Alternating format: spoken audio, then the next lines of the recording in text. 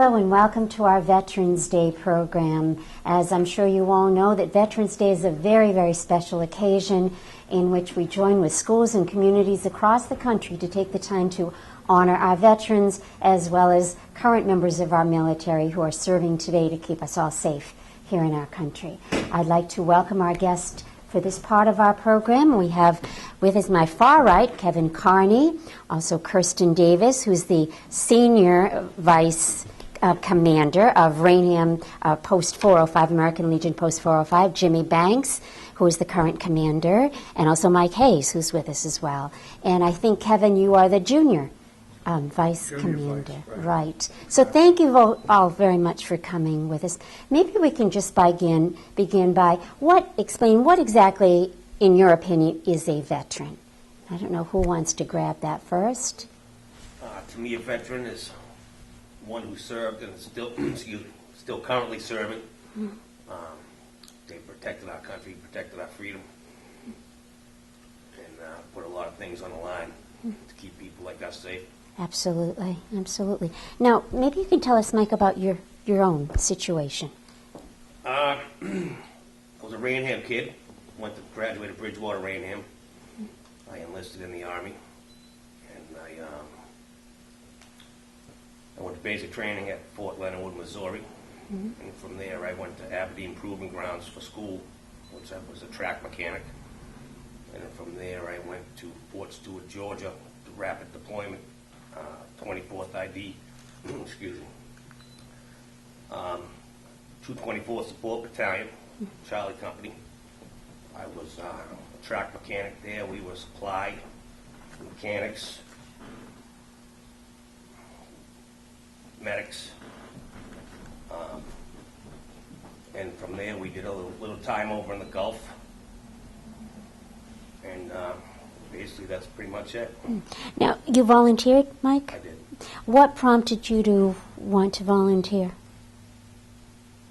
It was more of, I wasn't able to be able to do any further schooling, and I needed to, further some sort of education or create some sort of life for myself. Absolutely. Obviously, we have an all-volunteer military, but years ago, people didn't have the option to do that. It was required. A lot of people had to be drafted, or were drafted. Especially during Vietnam, there was a draft going on. And but a lot of people volunteered too. I had already joined before. I was on like a delayed entry after in high school. So about 6 months after I graduated, I went into the Navy. I was stationed out of Newport on a destroyer, and if anybody knows, a destroyer is never anywhere. It's always on the go. So I made a around the world cruise from Newport. We went down to Guantanamo Bay and refueled. Went through the Panama Canal, refueled off of California. Went to Hawaii. Had about 2 weeks of R&R, then we hit Guam, another refueling, and then we went in Southeast Asia. Went to Hong Kong, Japan, Singapore, of course Vietnam, and the Philippines. And from there, we went off the coast of Australia, where we became shellbacks. That's a ritual in the Navy. And from there we left off the coast of Australia, went across the Indian Ocean to this place, Cochin, India. And from there we went up to Aden, the Gulf, went through the Suez Canal to through the Red Sea, hit the Mediterranean, did Greece, Italy, France, Spain. So you really took a world tour, my goodness. Yeah. And then from there, we stopped at Gibraltar, then we stopped at the Azores, and we came back. It was about a 8-month cruise. Now, what were you doing while you were there, Jimmy? It's just kind of keeping an eye on what was going on? No, we were in combat. You were? Yeah, we did a lot of gunfire support for the Marines. We stopped and searched sampans and junks. And then we plane guard for the aircraft carriers. That's what a destroyer do. There's usually six destroyers to a squadron with the aircraft carrier, and they would screen the aircraft carrier, and one would always be behind. If a pilot, didn't make it, then the aircraft carrier can't turn around that quick. So there was always a destroyer behind them to pick up the pilot. And then at night, one or two or three of the destroyers would go in and whatever the call was. Mm-hmm. So it sounds like it was pretty exciting. It was. Mm-hmm. But I was 18, 19-year-old kid. Mm-hmm. What was the reason you decided to enlist? The same as him. Yeah. There were 7 kids in my family, and it was more or less doing the service. Your brother needs your bed, Mm-hmm. But I would recommend it to any. Everybody isn't cut out to be in college, or. Right. And I got a trade when I was an electrician on board ship, Mm-hmm. and then when I got out, I was an electrician for General Dynamics, and then I got in the instruction union in Boston, and I spent my 38 years as an electrician in Boston. Mm-hmm. Very good. Karsten, what's your story? I'm a bit different than theirs, Yeah. actually. I was in college when I decided to enlist, and I was older. I was 24 when I actually went in. I left school. It just wasn't, at the time, wasn't the thing for me. I joined the United States Air Force, and I didn't even pump my own gas. Like, I had no useful skills whatsoever, and I ended up being a helicopter mechanic, Oh my gosh. which everybody at home was Shaking their heads. like, no, you can't. Yeah. But I did. I was stationed at the Special Operations Command in Herbert Field, Florida, and that was at the end of the First Gulf War. We deployed pretty much my entire enlistment I spent in Turkey, and we built forward operating bases in support of the northern no-fly zone over northern Iraq. Mm-hmm. What prompted you to decide to do that? My parents basically said, get a full-time job because you're not going to go to school anymore, and I didn't think of anything else I wanted to do. My father had been in the Air Force, Okay. so I went down and I joined, and then I went home and I said, well, I have a job.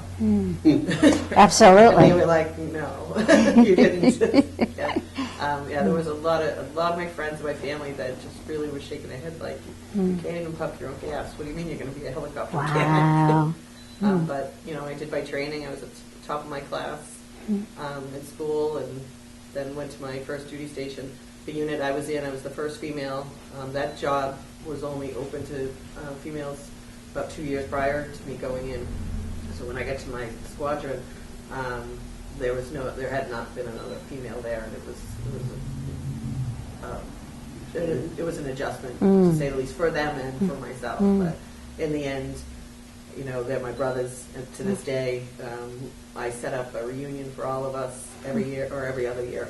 And we go back down to Florida and all meet up, and it's like not a day has gone by. We're still just family. A special bond that's created when you serve closely with some people like that, definitely. Yep. Kevin, how about you? Well, I was one of those draftees. You Actually, were, 19 okay. and a half years old. And I went April of '68. It was the highest draft, 44,000 1 month. Wow. And we were at the peak of the Vietnam War, and I believe President Johnson was in charge at that point. And so it was geared up to train as a radio operator at Fort Dix, and I think I did like 14 weeks there. then got shipped off to Vietnam at Cam Ranh Bay, but they assigned me to the 558 Supply 9th Log. And then when I got there, flew in, everything was packed up, and they were having orders to ship to Thailand. So I wound up going to a place called Kanchanaburi, Thailand, which is in northwest Thailand. But you might know it as the bridge on the River Kwai. Oh my, yes, Camp I've heard of that. Special Forces camp, and we were supporting that group. Except when I checked in at 11 o'clock at night, and the CO, the sergeant on there, he goes, "Well, what do you do for your MOS?" I go, "I'm a radio operator." He goes, "We don't have any radios to operate here." Oh my. So I got assigned as the colonel's assistant. They asked me if I could drive a Jeep, but I couldn't, but I said yes. And I could run a mimeograph machine. That I knew how to do. And I had to bribe the motorman to the sergeant at the motor camp to teach me how to drive a Standard. Oh my gosh. It was rough for a couple of weeks. But, yeah. So after he left, I went as an assistant to run the NCO club there. There was about 100 Army. There was 400 Special Forces. Their mission was to train the Thais and battalion of 10,000 to support the Vietnam War. That was their job. And I wound up doing 5 months, then got promoted to somebody left the officers club, so I took the officers club over. Hung around there for another 4 months, and then closed camp. We went to southern Thailand, Sadahi, and that's where I closed my career out. And I got an early out, I believe, in November of '69. And that's it. How did you feel when you were drafted? Was it something you wanted to do, or you? Well, you know... I mean, it's much better if you can volunteer, obviously. The funniest thing, I'm in South Station, and you go through the processing your Army until about 4 o'clock, and then some Marine comes in and starts handing out lottery tickets. And he goes, "Out of the 150 people here, 60 of you are going to be U.S. Marines." The Marines were shot. So all our numbers went into a hat. And we just had to wait one at a time. And I was living with my aunt at the time, but she thinks I'm in the Army. I could have been off to Paris Island. Yeah. But it didn't work out that way. And I wound up staying in the Army. But it was a wake-up call. But for me, it was the best thing that ever could happen to me. It really focused you to be a man, to accept some responsibility, and you served your country at the same time. Absolutely. Mike, how did it change you? Well, let's say I wasn't going down the right path growing up, and like Kevin said, it taught some discipline and how to become a human being and a man, how to respect others. I didn't really like to do that as a kid. But yeah, like the discipline and the respect, the camaraderie, I think was fantastic, and it showed me a lot how to deal with different types of people. And even to this day, I use that. Have you stayed in touch with any of the people that you served I do with? have a couple that I Yeah. stay in touch with. A real good friend of mine's in Chicago. We talk once a month. We got another guy. He's down in Florida. We talk every now and then. Sometimes we'll get a three-way talk going. But yeah, it's good to keep in touch with guys that you served with. Absolutely. Jimmy, what about you? How did it change you? I think, like Mike said, you grow up quick. When you go there, you're, like I said, I was 18 years old, and when you walk into boot camp, by the second day, they break you down and make you a completely different person. Like you said, they teach you respect, and you have, you just understand that the whole world doesn't revolve on you, around you. Correct. You know, it's a team. We were all a team, and When you go into basic training, you go in as an individual, and you come out as a team. And even like most of the people that you're in basic training with, I mean, there's thousands of different jobs. So you may be with this. Like for us, it was a flight. There were, I think, 44 girls that were in my flight, and not one of them went to where my training was, my school, and none of them had the same job as me. So I never saw any of those girls again. But to this day, I still talk to probably about 12 of them. Like all the So time. when you arrive there, you're completely on your own. oh yeah. You know, you don't have the support of your friends, your family, or whatever. You have no contact Yeah. with anybody. But I was wondering, what am I doing? yeah, oh yeah. Why am I here? I Right? think Yeah. all of us do that. Like, what did I do? Yeah. Especially for me, I always, I was like Private Benjamin. If you've ever seen a movie, like that was me. I was useless. I had those like real skills whatsoever. I was extremely smart, but I just was like, just kept going to school, and I loved learning, but I wasn't utilizing anything. And that taught me, that whole experience taught me so much about myself, and you know, it was the best thing that ever happened to me, without a doubt.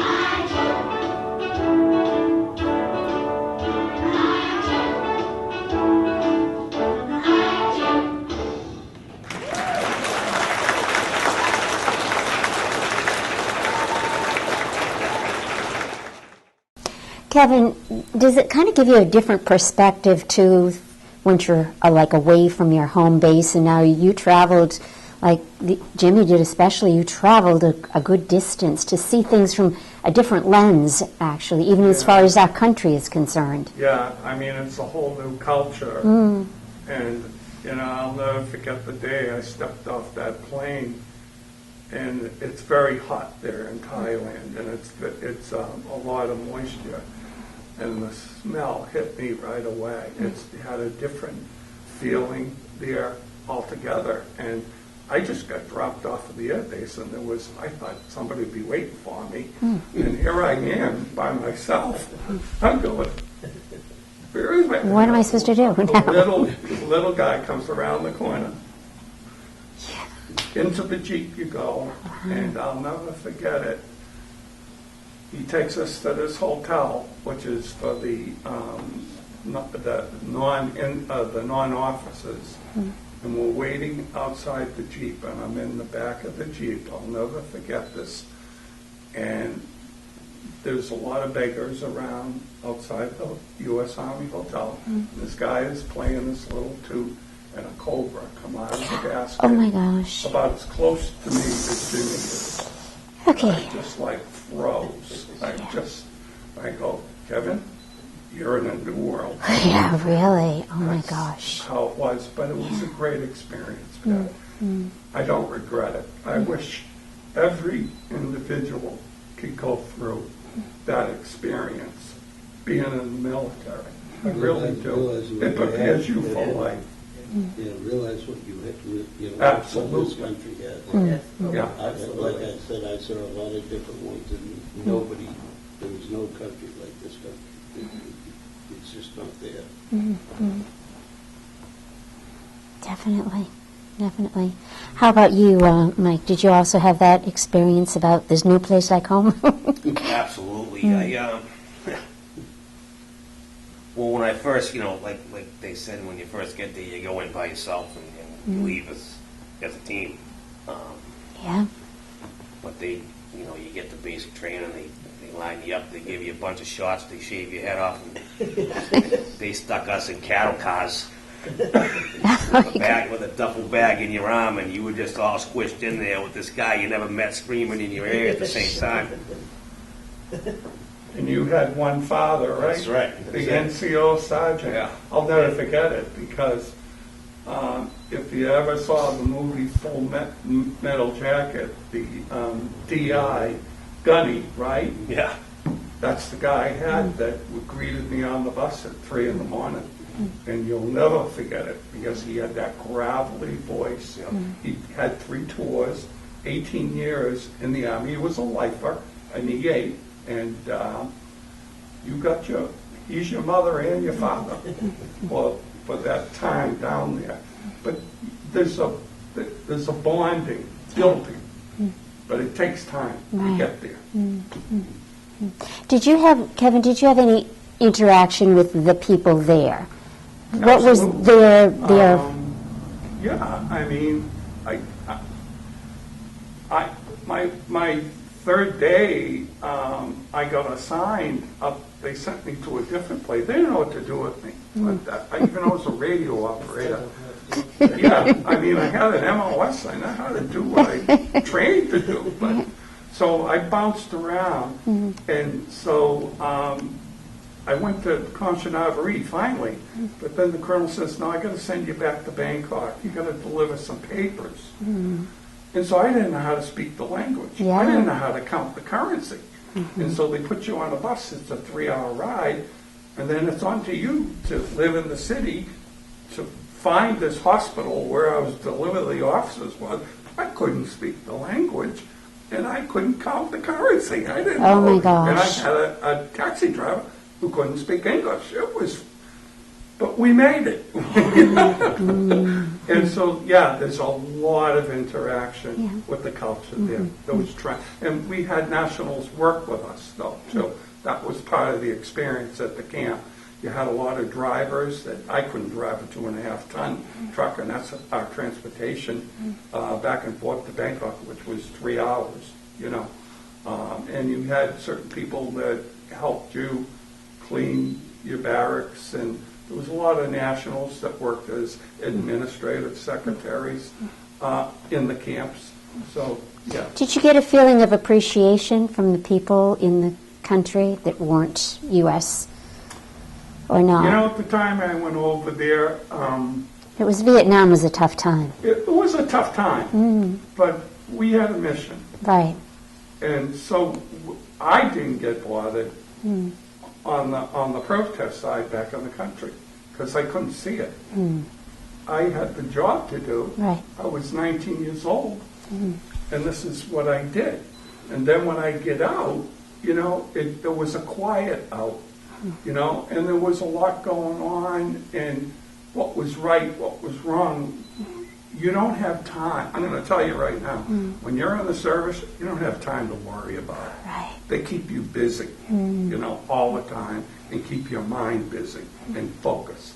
And like Kirsten said, You go in as an individual, it's teamwork. Because if you're not part of the team, you might not make it back.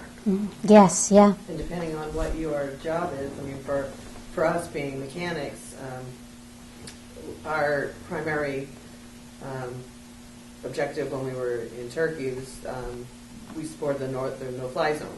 So we did primarily search and rescue for pilots that had been shot down, and recovery of the aircraft or the person. And the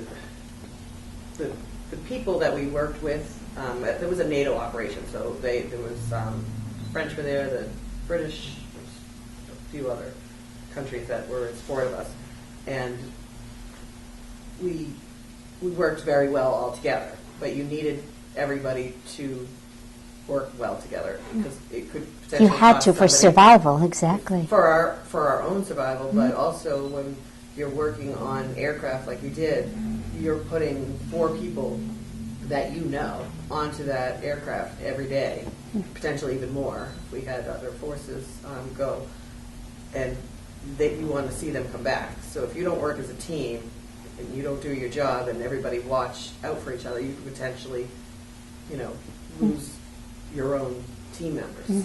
So it was a huge responsibility that as an individual you think about yourself, but when you're in that situation you have to think about these other people are literally putting their lives into your hands. And that's when I finally realized that that was very overwhelming to me, that we were a team. You had to be a team. You could not think me. It just wasn't. It wasn't possible. It wasn't smart. Jimmy, you had that same Oh, yeah. feeling? And like if you're on a ship, I was an electrician, but you're everything. I went to they sent me to firefighting school, they sent me to damage control school, because if there was a fire on the ship, you're not going anywhere. So everybody was a firefighter. Everybody was a damage controlman. So at different times would be sent to a school. Down in Newport, they had this section of a ship in a big pool, and they used to put you in there, and then they'd start putting holes in the ship, and your job was to keep it floating, and they had pipes burst and a hole in the ship. You had to do this and use pumps and keep the ship afloat. It was called Buttercup, and that was the damage control school. And then they had a firefighting school. There was big, aviation tanks. And they'd set them on fire, and you'd have to put them out. And and team again. When we first started, you say, "Oh my God, how are you going to put that out?" And they train you. There's somebody with an applicator, somebody with foam, somebody. You go. And I never realized how quick you could put out an aviation tank fire. Like say, they see them put the foam down in the airport. So the school was like, I think it was like 4 or 6 weeks. 6 weeks, I think it was. And then on the final day, we could do anything. We could put out, the aviation tanks. We could do this. And the instructor came in his dress whites, and it was on a Friday. And he says, "I want to get out of here for the weekend. I know all you guys want to get out of here for the weekend." So he says, "But I got to have a fire every day." So he got on the tarmac, and he had a bucket of shavings, metal shavings, right? And he had a jerry can of gas, and he dumped the shavings and put the gas in, and he lit it, and he goes, "Okay, put it out, we'll all go home," right?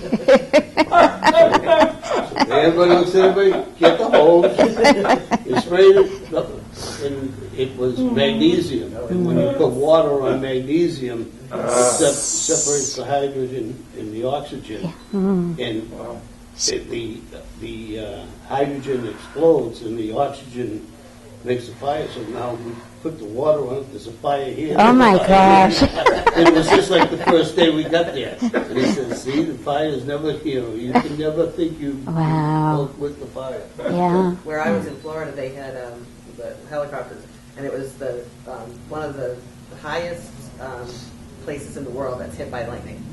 And they, like, as soon as the storm would roll through, if there was lightning, they'd say they'd want volunteers to go out because you had to pull the aircraft back into the hangar.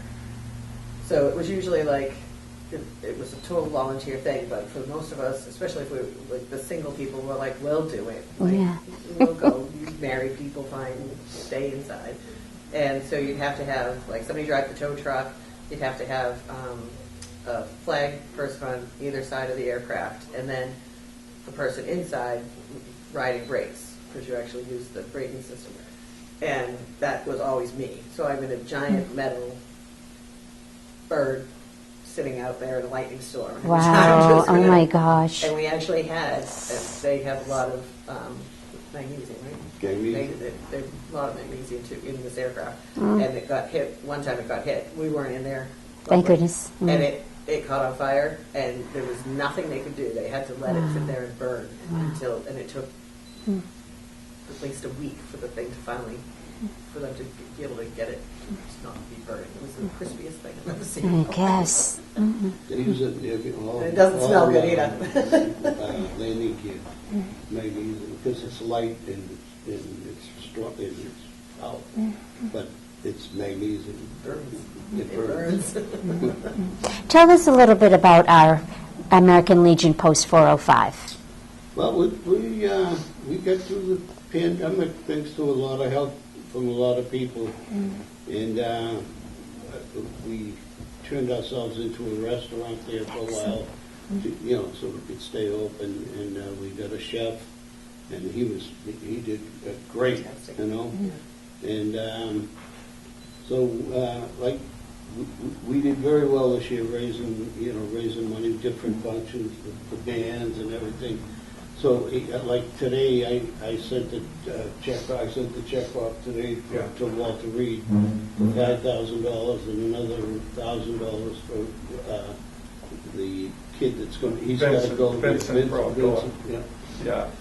And we made enough money for scholarships and food banks and. So you're still doing community service? We're trying. We keep trying. Excellent. We're Excellent. going to do it until we get it right. No, that's excellent. Why is it important to commemorate events like Veterans Day? Yeah. Why is that important? I don't know who wants to grab that. I Kristen? think, especially in this day and age, and especially during the pandemic, that especially the younger people that have been so isolated, they are just becoming just one, and not being in school with their friends and everything. They're not a part of a team, and I understand that what that isolation is, because that's when you go into basic training, that aloneness. And I really feel like a lot of the kids right now have that feeling. And if they look out to veterans and they see, what they've done, what they've sacrificed, and realize like being part of a team is a very important thing. Understanding that all of us veterans, pretty much all are part of a team, and we're all brothers and we're all sisters. And I think it's a good thing for kids to look at, especially, and say, maybe this is something I could do. I want to be part of a team. I don't want to be by myself. I want to be part of this. And I think it's just very important for kids to realize how important the role of somebody serving or somebody who has served, the sacrifices that they've made. Right, and sacrifices. Oh my gosh, what was the most difficult thing for you? I mean, you missed the holidays, the personal holidays, the birthdays, and that sort of thing, and the anniversaries. But then, of course, the holidays too. You're away from Christmas and Thanksgiving and whatever else. That must be really hard, Mike. It was tough. I spent Thanksgiving and Christmas in Iraq.